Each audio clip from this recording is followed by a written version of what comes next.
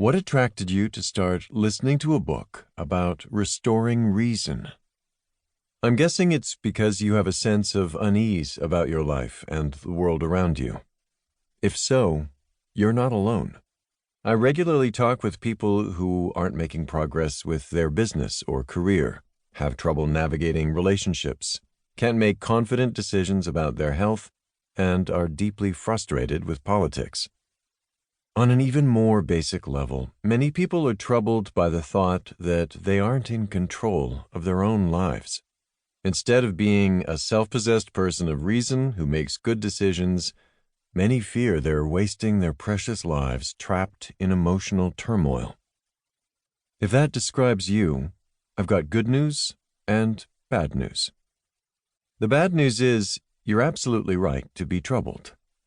That deep sense of unease is because you're being manipulated by big institutions that impact all our lives in toxic ways, and you lack the intellectual tools to defend yourself.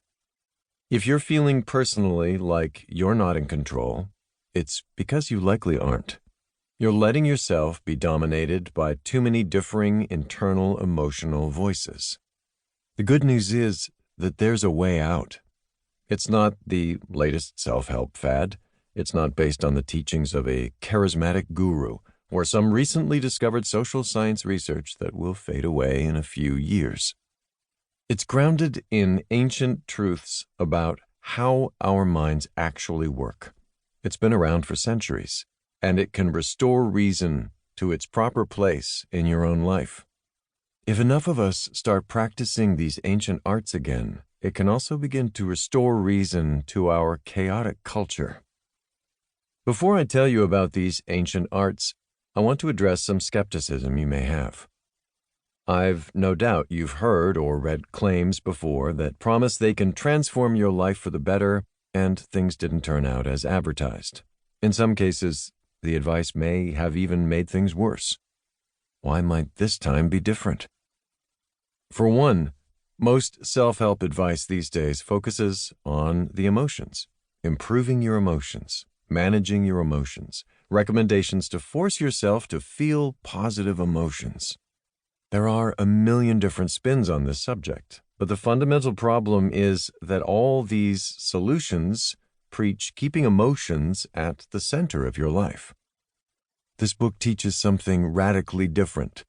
It dethrones emotion and restores reason. Emotion should not be the highest standard you use to judge the quality of your life. Maybe the thought of giving less power to your emotions and more to reason appeals to you, but that still leaves the question of how to do it. This book offers the answer, which is this. The key to restoring reason is to learn how to practice three ancient liberal arts that together are known as the trivium.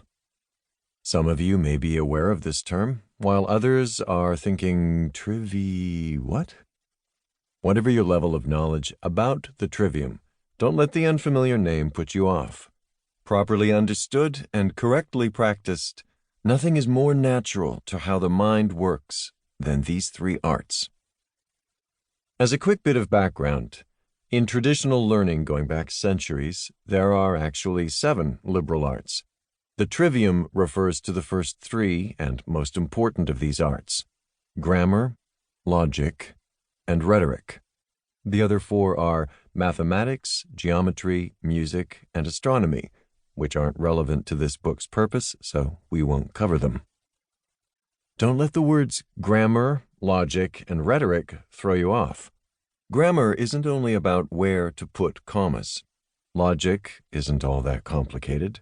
And rhetoric isn't what politicians use when they want to lie to you in a fancy way. A helpful way to talk about grammar, logic, and rhetoric is to call them by their ancient names: knowledge, understanding, and wisdom. This is how the ancient Greeks thought about these concepts.